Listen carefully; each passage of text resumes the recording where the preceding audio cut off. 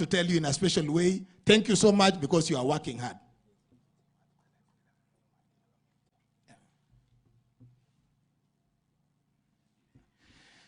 So, asante sana security team, we are doing a wonderful, that directive you gave us, Your Excellency.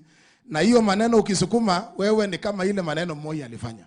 Watu walisoma Nandi na Kenya kwa sababu Moi alipambana na mambo ya pombe. We are asking you to continue working in that direction. Tuko na deputy governors wa Elgeyo Marakwet, busimama.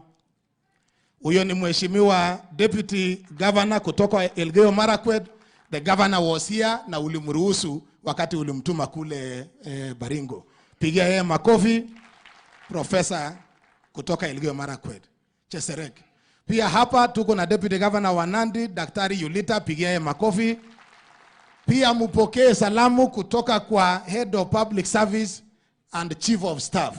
Yeye alikuja hapa asubuhi akakaribisha Deputy President, alafu Deputy President akamtuma kule Baringo. Kwa hivyo mupokee salamu kutoka kwa Felix Kosgei, Head of Public Service and Chief of Staff, ambaye amekuwa na sisi na pia tuko na mchango yake.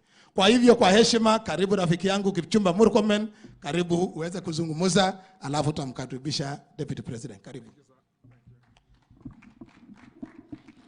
Pigieni makofi Governor Sang. Your Excellency the Deputy President of the Republic of Kenya, Honorable Rigathi Gachagua, my friend Governor Stephen Sang,